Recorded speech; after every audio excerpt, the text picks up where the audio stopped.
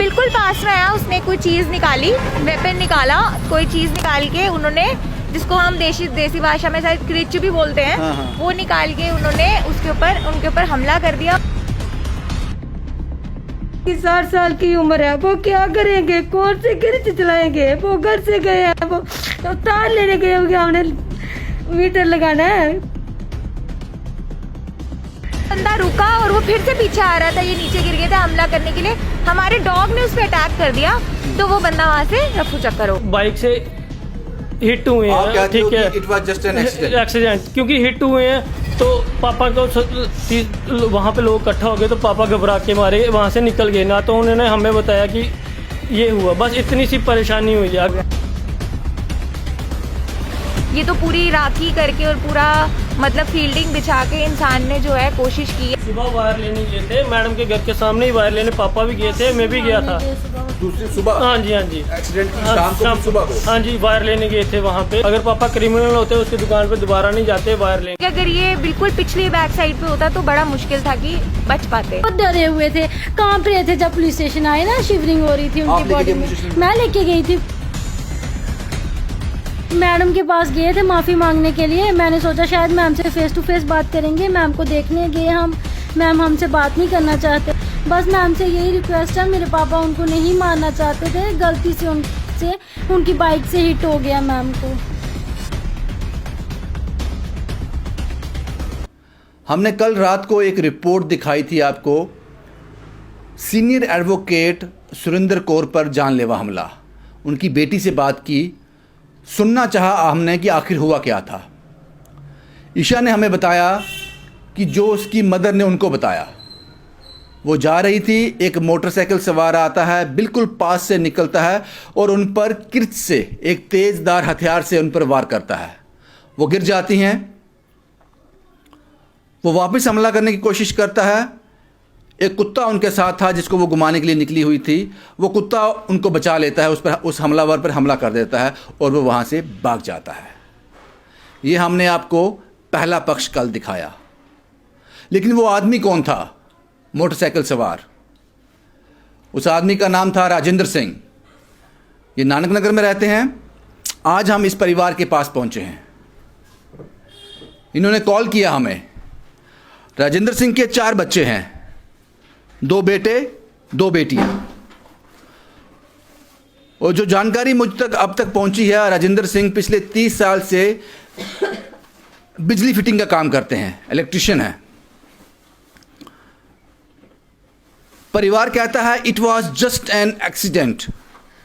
वो घबरा गए, जब सुरेंद्र कौर से वो हिट करते हैं, वो घबरा जाते हैं, वो वहाँ से भाग जाते हैं। ये परिवार का कहना है। ये जो तस्वीर आप देख रहे हो, ये राजेंद्र सिंह की है। परिवार ये भी कहता है कि वहाँ एक इलेक्ट्रिसिटी शॉप है, यहाँ पे बिजली का सामान मिलता है और पिछले 25-30 साल से वो उस दुकान से सामान ले रहे हैं। वो दुकान का मालिक उनको बड़े अच्छे से जानता है।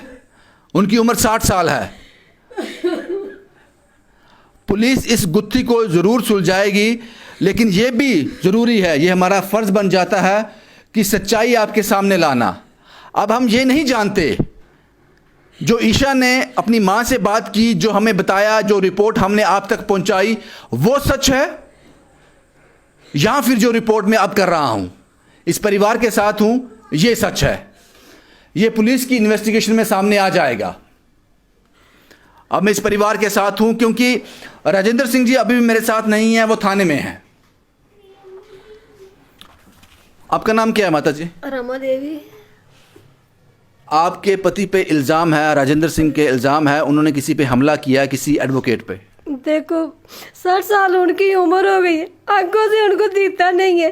वो किसी से हमला क्या करेंगे? वो घर की सोल्यूशन थी, हमने लाइट और लगानी थी, मीटर लगाना था, तो बोले हम तार लेने जाता हूँ। मैं बोला अभी तो आप नहीं जाओ, अंधेरा हो गया। बोलते नहीं अभी पास तो दुकान है, मैं लेकर आ गया, आ जाता हूँ। वो तो कोई दुकान में वो मिले नहीं जिनसे लेने थे, वो फिर वापस आए। वो जब उन्होंने टर्न के आने के लिए तो पीछे देखा कि पीछे से गाड़ी तो नहीं आ रही, उधर से जैसे आ गया है ऐसे बस आंटी वो मैडम के साथ थोड़ा टकरा गए तो बस फिर वो घर को वापस आ गए। लेकिन जो मैंने कल जब मैडम की आप बात कर रहे हैं, उनकी बेटी से बात की, उन्होंने कहा कि मुझे उन्होंने कहा कि देखो उनकी 60 साल की उम्र है, वो क्या करेंगे, कौन से गिरज चलाएंगे। वो घर से गए हैं, वो तार लेने गए होंगे, हमने मीटर लगाना है तो हमने कनेक्शन लेना है, तो कल को आ जाएंगे तो तू क्या दिखाएगी उनको। मैं लिख कर आता हूँ, मैं चले जाऊँगा काम पे, बेटा चले जाएगा तो वो अकेली क्या करेगी। अब थोड़ा रोना बंद करें, ठीक है? मैं समझता हूँ आप परेशान हैं, आपके पति घर पे नहीं है। पहले कभी ऐसा हुआ कि वो आंखों से ना दिखता हो तो कहीं टकरा गए हों या कुछ ऐसा नहीं हुआ? नहीं, कुछ ऐसा नहीं होता, वो अंधेरे में अंधेरे में हो गया होगा उधर। कब से नहीं काम होता। कब से रह रहे हो आप जम्मू में? हाँ, इनका जन्म ही जम्मू से ही है। यहीं के रहने वाले हैं? हाँ जी। इसके साथ जो जानकारी मुझे मिली है वो भी काफ़ी परेशान कर देने वाली है। एक डेथ सर्टिफिकेट है और राजेंद्र सिंह के नाम पे बना हुआ है। राजेंद्र सिंह जिंदा हैं, आज थाने में हैं, लेकिन उनका डेथ सर्टिफिकेट बना है, वो एक अलग कहानी है। वो भी परेशानी थी उनको, इन लोगों ने मुझे बताया। आपका नाम क्या है? सर मेरा नाम रवि सिंह है। आप क्या लगते हो? मैं बेटा हूँ उनका सर।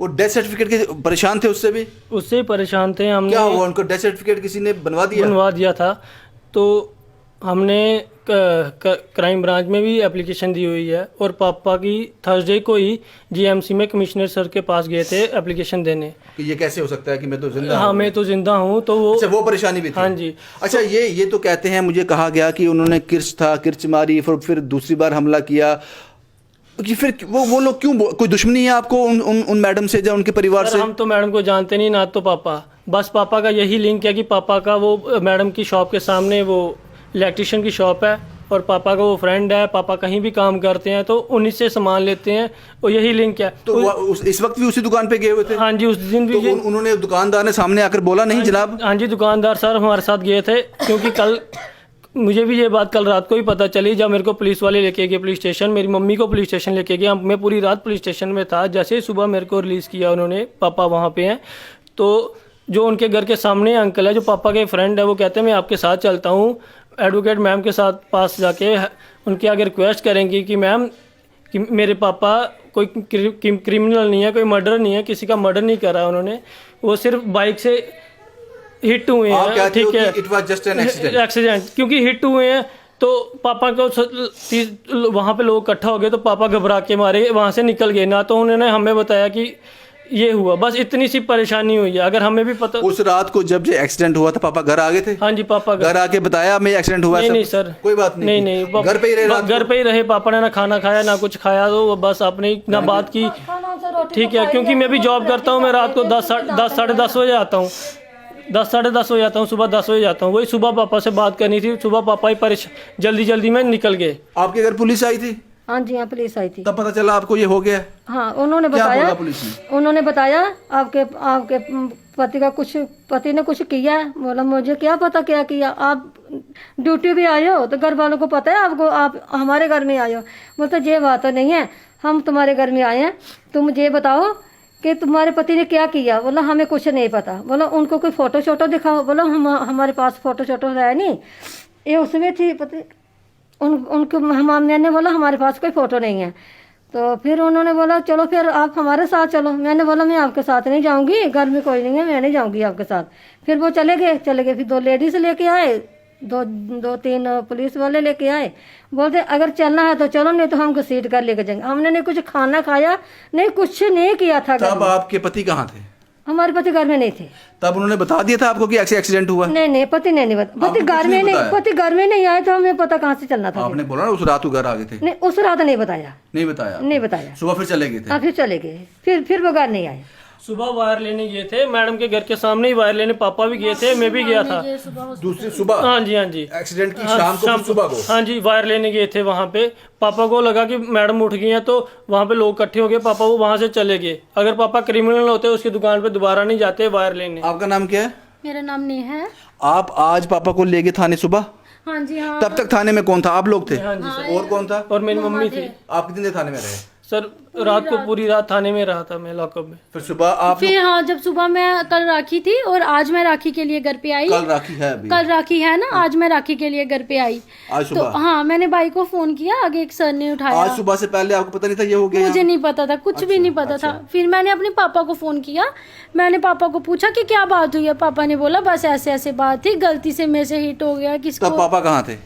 पापा बाहर थे, वहीं थे जहाँ। यानी कि कह रहे थे डरे हुए थे, छुपे हुए थे। बहुत डरे हुए थे, कांप रहे थे। जब पुलिस स्टेशन आए ना, शिवरिंग हो रही थी आप उनकी लेके बॉडी गए में। पुलिस स्टेशन को? मैं लेके गई थी खुद, मैंने उनको खुद बुलाया पापा को कि आप पुलिस स्टेशन। आपने पापा को बोला आपने गलती की, आप भागे क्यों हाँ, वहां से? भागे क्यों? मैंने बोला अगर आप, वो मान रहे हैं कि मुझसे गलती हुई है, मैंने बोला अगर आपसे गलती हुई है आप वहां से भागे क्यों? आपको वहां रहना चाहिए था, मैडम को पुलिस स्टेशन, मैडम को हॉस्पिटल पहुंचाना चाहिए था, आपको नहीं जाना चाहिए था। आपकी सबसे बड़ी गलती यही है जो आज हमें भी फेस करनी पड़ रही है। अगर आप नहीं जाते, मैम को लेकर जाते, तो शायद मैम आज इतना बड़ा एक्शन ना लेते हम पे। फिर मैं पुलिस स्टेशन चले गई, मैंने पापा को बहुत सारे कॉल किए, पहले तो उठा नहीं रहे थे डर के मारे। फिर उन्होंने कॉल उठाया, जैसे उन्होंने मेरा कॉल उठाया उसके कोई 20-25 मिनट के बाद पापा पुलिस स्टेशन आ गए। आप पुलिस स्टेशन में ही हैं? हाँ जी। मैडम से बात हो रही है? मैडम के पास गए थे माफ़ी मांगने के लिए। मैंने सोचा शायद मैम से फेस टू फेस बात करेंगे, मैम को देखने गए हम। मैम हमसे बात नहीं करना चाहते। देखो मैम, हमने, मेरे पापा ने कोई क्राइम नहीं किया, हम आपको नहीं जानते हैं। शायद उनको भी गलतफहमी होगी हाँ जी, शायद वो मुझे मारने ही आए हैं या हमला करने आए हैं। लेकिन मैम हम आपको नहीं जानते हैं। हमें क्या पर्सनली मैम से होगी? मैंने तो नाम ही फर्स्ट टाइम मैम का सुना था। वो हॉस्पिटल में जब वो नाम ले रहे थे, मैंने उनके ही किसी जेंट से नाम पूछा। मैंने कहा मैम का नाम क्या है? मुझे तो उनका, तो एक्चुअली उनका, हमें तो उनका नाम तक नहीं पता था मैम का। तो फिर उन्होंने हमसे बात नहीं की। मैम ने बोलते आप चले जाओ यहाँ से, नहीं तो शायद आप पे थ्रेट का इल्ज़ाम लग जाए कि आप यहाँ पे थ्रेट देने आए हुए हैं, चलो जाओ यहाँ से, नहीं तो या अगर सारे एडवोकेट इकट्ठे हो गए तो आपका हॉस्पिटल से बाहर निकलना मुश्किल हो जाएगा। तो हम फिर भी ईशा मैम के लिए रुके रहे कि शायद ईशा मैम हमारी बात सुनेंगी। उनकी बेटी की बात? हाँ जी, उनकी बेटी की बात। मैं शायद ईशा से मिले आप? हाँ जी, हाँ मिले आज हम उनसे। क्या बोला उन्होंने? हमने मैम को बोला मैम हमसे गलती हो गई है, गरीब बंदे हैं, दिहाड़ीदार बंदे हैं, ये दिहाड़ी लगाते हैं, अगर क्रिमिनल होते तो सब कुछ होता आज इनके पास। मैम बोलते ये बात बहुत दूर तक पहुंच चुकी है, मैं आपकी कोई हेल्प नहीं कर सकती, तो जाओ यहाँ से, सारे एडवोकेट इकट्ठे हो जाएंगे, क्रिमिनल का केस बन गया हुआ है ये वो। बस मैम से यही रिक्वेस्ट है। मेरे पापा उनको नहीं मारना चाहते थे, गलती से उनकी बाइक से हिट हो गया मैम को। इस परिवार के पास आना ज़रूरी था क्योंकि आपने आपको एक पहलू दिखाया था, हमने आपको ईशा से मिलवाया था। शायद हम कोशिश कर रहे थे, कोशिश कर रहे थे कि सुरेंद्र कौर जी से भी मुलाकात करें, लेकिन वो अभी इतने, मुझे लगता है, ठीक नहीं थे बात करने के लिए। हो सकता है ये गलतफहमी हो सकता है गलतफहमी में लग गया हो सकता है हमला ही हो, क्योंकि हम कोई निर्धारक नहीं है, कोई फैसला करने वाले नहीं हैं। लेकिन हमने दोनों पक्ष आपको दिखा दिए। अब पुलिस इस पे इन्वेस्टिगेट कर रही होगी, पुलिस का काम है, उनको ऐसे केसेस हैंडल करने आते हैं।